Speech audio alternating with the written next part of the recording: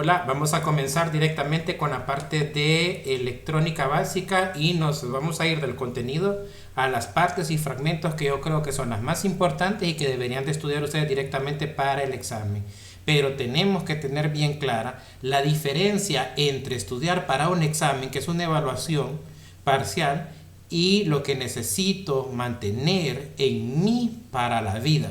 Entonces, por favor, separemos bien esto y entendamos. Ahorita yo voy a hacer un repaso directamente orientado al examen, pero el contenido que se les dio es para que ustedes lo apliquen en la vida. Comencemos entonces este repaso hablando de electricidad. Dice entonces de que electricidad es un conjunto de fenómenos producidos por el movimiento y la interacción entre cargas eléctricas positivas y negativas de los cuerpos. Ok, siempre que yo necesite que un aparato tenga electricidad, voy a necesitar negativo y positivo. Cuando yo tengo estos dos, voy a producir una carga a la que puedo llamar electricidad. También decimos que tenemos lo que sería como corriente continua, que se abrevia CC o DC. ¿Por qué hacemos estas abreviaturas? Decimos entonces que CC es cuando es corriente constante. ¿Qué significa? Que esta electricidad no tiene variantes, se mantiene siempre en el mismo voltaje. Cuando decimos que también es corriente directa es porque se obtiene de un dispositivo y de ahí se manda al circuito que nosotros necesitamos esa carga eléctrica. ¿Cuáles son los ejemplos de corriente continua? Automóviles, radios, computadoras, teléfonos. ¿Qué me dice esto? ¿Qué tienen en común? El automóvil tiene una batería, los radios usan batería, las computadoras usan batería y los teléfonos de base también utilizan batería. Normalmente las baterías en los diferentes estilos, modelos, voltajes, nos permiten tener un voltaje continuo y es una corriente directa. Por eso podemos decir de que es una corriente continua y se abrevia, recuerden, CC o DC. También tenemos la que es la corriente alterna, CA o AC.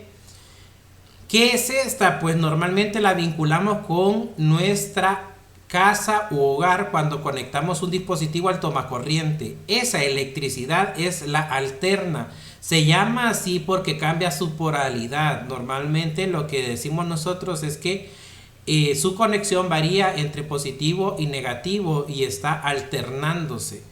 Entonces nuestras abreviaturas van a ser para esta corriente alterna CA o AC. Entonces decimos de que unos ejemplos que podemos nosotros identificar fácilmente son pulperías, tiendas, viviendas, alumbrado público, bombas de agua, focos, planchas, estufas.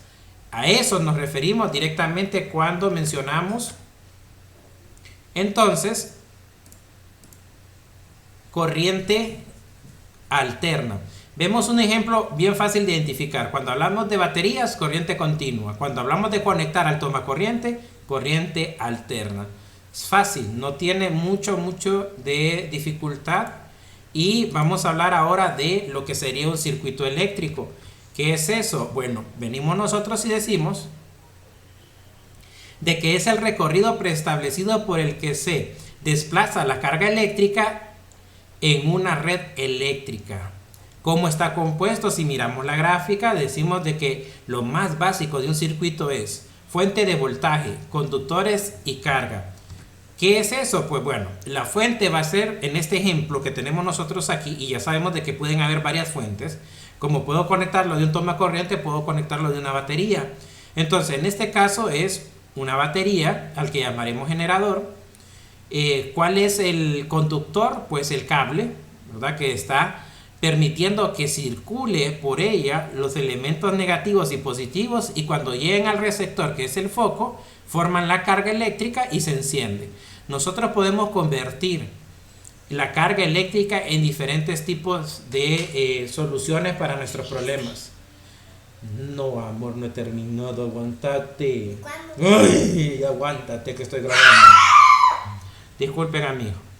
Entonces, cuando nosotros hablamos de circuito eléctrico, hablamos de esas partes inseparables: fuente de voltaje, conductores y carga. nosotros podemos hacer algo un poco más profesional utilizando otro tipo de dispositivos. Por ejemplo, tenemos lo que conocemos como dispositivos de control, que son los interruptores en diferentes tipos.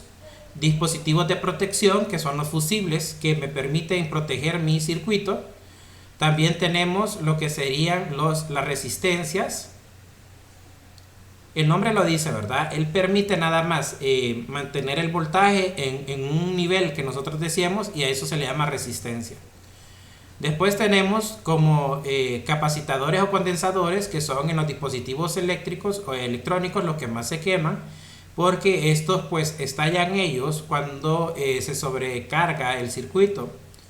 Diodos o LED, que son luces que actualmente son la moda, ya que son muy económicos a la hora de consumir electricidad y tienen otras ventajas, como por ejemplo el producir calor es mínimo a los focos antiguos, que si uno los tocaba se quemaba.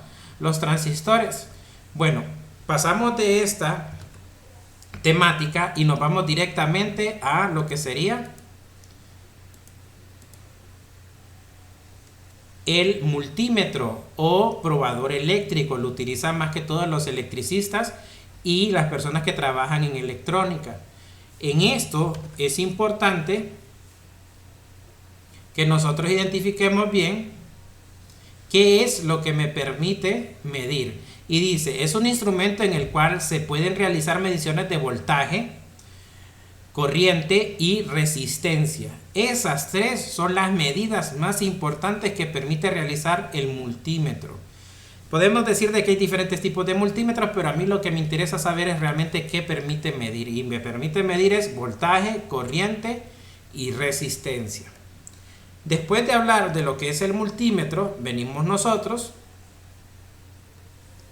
y nos referimos a lo que sería la soldadura con estaño. Cuando hablamos de ese tipo de actividad, nos estamos refiriendo directamente, permítanme,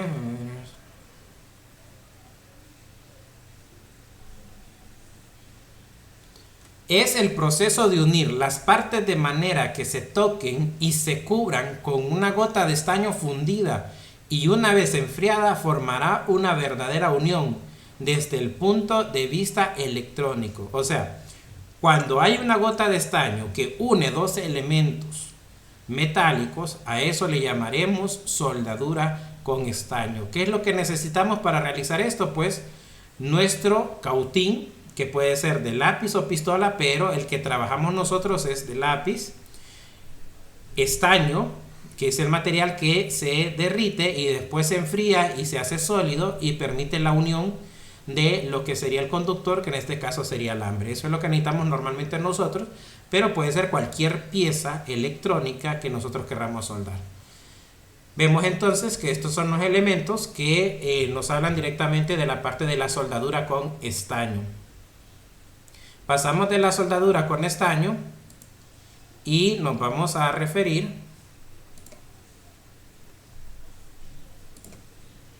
a las partes internas de la computadora. Es muy importante que nosotros miremos que en estas partes internas de la computadora nos hacen referencia a varias situaciones. Por ejemplo, la tarjeta madre es el dispositivo unificador de todos los demás elementos de la computadora. Si ustedes me lo preguntan a mí, ¿cuál es la parte más importante de una computadora? Es la tarjeta madre. ¿Ok? Entonces, entendamos esto.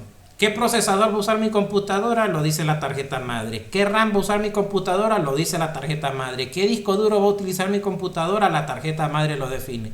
Si ustedes entienden eso, acuérdense entonces que cuando compren una computadora, lo más importante que tienen que comprar en ese momento, porque lo define todo, es la tarjeta madre. Vamos a ver entonces de que a simple vista identificamos los elementos que tenemos en la imagen. Tarjeta madre. A la par tenemos un conector de la fuente de poder a la tarjeta madre, que es un ATX, que es el que permite alimentar la computadora de energía desde la fuente a la tarjeta madre. Hay dos conectores, uno pequeño y este que es el más grande, que puede variar dentro de 20, 24 pines, 18. a uno que tenga 4 pines, que es el que se conecta al disipador de calor del microprocesador. ¿Qué es eso? Es una ventiladora que disipa, elimina la calor excesiva del microprocesador y así evita que éste se funda. Tiene que ser importante recordar que esa ventiladora con el tiempo acumula polvo y puede evitar de que rote a la velocidad necesaria y pueda provocar que la computadora se esté colgando, que llamamos nosotros, pegando, dicen otras personas, y se ponga lenta y puede ser provocado por sucio, que es el enemigo número 1 de la computadora. Tenemos entonces también en ese chip verde que vemos ahí, que es el módulo de RAM, Random Access Memory, memoria de acceso aleatorio. ¿Qué significa? Que lo que yo almacene ahí, cuando se pierde la electricidad, se borra completamente. Esta memoria es una memoria de máxima velocidad, es muy rápida la memoria. ¿Qué es lo que hacemos ahí? Guardamos toda la información del sistema operativo, de los programas que tenemos abiertos, y una vez que estos programas han sido guardados, por ejemplo, estoy en un documento en Word, le doy guardar. Cuando se guarda, pasa de la memoria RAM al disco duro. Pero cuando yo lo tengo abierto, se abre en la memoria RAM. ¿Por qué es tan importante la memoria? Porque entre más memoria tengo, más programas puedo tener abiertos al mismo tiempo. De eso se trata la memoria. La memoria tiene frecuencia, tiene voltaje y tiene almacenamiento. Todas esas características tienen que ser de buena calidad para que mi computadora se ejecute correctamente. A la par tenemos 2 conectores, un rojo y un blanco que están juntos. Esos son los IDE, me permiten conectar los discos duros viejos. Abajo tenemos uno en color, llamaría fucsia yo, y tienen forma de L. Estos conectores son más pequeños y son los que se conectan los discos duros nuevos, que se llaman SATA. Abajo, donde dice Core i3, ese es un microprocesador. El microprocesador es la unidad central de procesamiento, es el cerebro de la computadora, es el que toma las decisiones de qué actividades se van a hacer, cómo se van a hacer, y define la mayor parte de la velocidad del equipo. Entonces, ¿dónde va conectado el microprocesador? En la tarjeta madre. ¿En qué? En una ranura que se llama socket. Entonces, ¿quién define cuál es el procesador que aguanta mi computadora? La tarjeta madre. A la par vamos a ver 2 elementos muy importantes. Una batería que normalmente nosotros le decimos que es de reloj, pero esa batería es especial para computadora. Las venden en varias tiendas, Radio Shack, las pueden buscar en relojerías. Solo tienen que buscar el número que dice ahí. Si ustedes ven detenidamente, dice 2032 o 2022, y con ese número se van y la compran. ¿Qué es lo que hace esta batería? Cuando ustedes desconectan la computadora, ella ya no tiene conexión al tomacorriente de mi casa, ella guarda cierta configuración para que cuando yo la vuelva a conectar, esa configuración se mantenga siempre. Y a la par de esa batería, casi muy cerca siempre, va a estar algo que se llama BIOS. El BIOS es el Basic Input Out System, sistema básico de detección de dispositivos de entrada y salida. ¿Qué es eso? Bueno, por ejemplo, la fecha y la hora se guardan en el BIOS, en el Basic Input Out System. Si yo tengo conectado un teclado, un ratón, ahí se guarda la configuración de qué teclado y qué ratón están conectados, qué discos duros. Entonces, todas esas configuraciones básicas de los dispositivos de entrada y salida de mi computadora la guarda el BIOS gracias a la energía que le da la batería interna. A veces hay computadoras que hay que estarles poniendo la fecha porque la pierden, es porque esa batería se arruinó. Eso es todo. Se compra la batería y eso soluciona el problema. Entonces, que estas son las partes más comunes de una computadora como partes internas. Y vemos ahora entonces de que tenemos una tarjeta madre, ya hablando más específica de ella. Vamos a hablar de esas ranuras grandes blancas que vemos ahí. Esas son las ranuras de expansión. A la par de ellas van a haber otras que son negras pequeñas que se llaman PCI, PCI 1, PCI 2. Y también vamos a ver una que se llama AGP. Esas ranuras lo que me permiten es conectar otras tarjetas para que se amplíe la gama de opciones que tenga mi computadora. Por ejemplo, mi computadora no tiene Wi-Fi, entonces yo puedo comprar una tarjeta que vaya en el puerto PCI y que ya me permita conectarme por medio de red inalámbrica a mi Wi-Fi o router que llamamos nosotros. Realmente lo que voy a comprar es una tarjeta de red inalámbrica, así se llama. Entonces puedo comprar una tarjeta de sonido, una tarjeta de TV Toner. ¿Qué es un TV Toner? Es una tarjeta que me permite conectar la señal del televisor y tener los cables, tener los canales del cable en mi computadora. ¿Qué hace eso? Pues que en vez de tener un televisor y computadora, tengo de un solo el monitor con las funciones de televisor y computadora al mismo tiempo. Entonces, si ven, yo puedo a mi computadora ampliarle según lo que me permita la tarjeta madre, agregarle más tarjetas y así poder tener más opciones. Por ejemplo, si solo tiene 3 puertos USB y yo quiero más puertos USB porque necesito, puedo comprar una tarjeta con puertos USB. Una tarjeta de video que sea fuerte, poderosa, entonces yo la puedo comprar. La arquitectura puede ser PCI, PCI Express, AGP, etcétera, etcétera. Entonces yo voy a buscar esas descripciones que más adelante vamos a detallar un poco más. Sí quiero hablar un poquito de las tarjetas de sonido. Hay dos, la Genius y está también la Sound Blaster. La mejor y la más utilizada en el mundo es la Sound Blaster. Estamos hablando de gente que sea especialista en utilizar la herramienta de la computadora como un dispositivo de trabajo en sonido. Por ejemplo, discos móviles, lo que sean estudios de grabaciones profesionales. Porque una tarjeta Sound Blaster puede llegar a costar como 7,000 lempiras. Una tarjeta, aparte de lo que cuesta la computadora. Entonces, si ven eso ustedes, pues es relativamente caro. Cuando hablamos de las tarjetas de video, de igual forma, acuérdense de que hay dos fabricadores por excelencia, la ATI y la NVIDIA. De esas dos, la gama de opciones es bien grande, pero la mejor para mi gusto es la NVIDIA, y esas tarjetas con el chip original andan costando entre 4,000 a 5,000 lempiras, una buena. El problema es que ustedes a veces compran una BioStar NVIDIA. ¿Qué significa? Que BIOS, que es un fabricante, compró el chip y se lo agregó a una tarjeta de él. No es lo mismo a una de fábrica de ellos. Analícenlo y se van a dar cuenta lo que les estoy tratando de decir.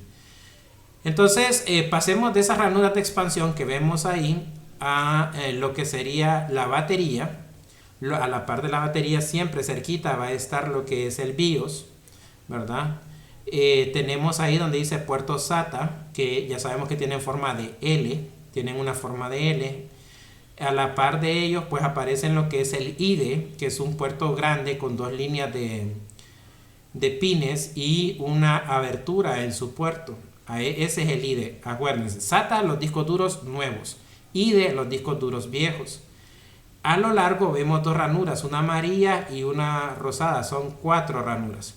Esos son los módulos de RAM que van colocados ahí. Arriba tenemos un cuadro que lo atraviesa la sección, que tiene una palanquita. Ese es el socket. Ahí dice zócalo del CPU, unidad central de procesamiento. Acuérdense de que ustedes, como son hondureños, igual que todos, tendemos a llamar las cosas como a nosotros se nos da la gana. Nosotros le decimos CPU al cajón de la computadora y el cajón de la computadora se llama case, pero le llamamos CPU porque decimos que es la unidad central de procesamiento, y no es cierto. La unidad central de procesamiento es el microprocesador. Entonces, donde está el zócalo también se le conoce como socket, ¿verdad? A donde van las memorias se le llaman ranuras de módulo de RAM. Tenemos también en la parte superior lo que serían las entradas. Esas las vamos a ver en el otro parcial, de audio, USB, paralelo, el PSPK2. Eso lo vamos a ver en otro, pero lo anterior que ya discutimos sí es directamente. Solo me faltó hablar un poco del chipset que está al lado del microprocesador y que es el puente de comunicación entre el microprocesador y los demás dispositivos. Allí está pues lo que sería una imagen de nuestra tarjeta. Aquí un ejemplo de la tarjeta Sound Blaster. Aquí dice Sound, de sonido, Blaster. Y si ustedes ven, tiene por lo menos tienen 5.1 canales que permiten conectar sistemas de audio profesionales y hacer aquel sonido envolvente, ¿verdad? Que si ustedes están viendo una película de miedo o una de suspenso y escuchan que en la película susurra en la parte de atrás, ustedes escuchan el ruido de atrás. Esa es la tecnología envolvente y de verdad pues es muy bueno. Vamos a hablar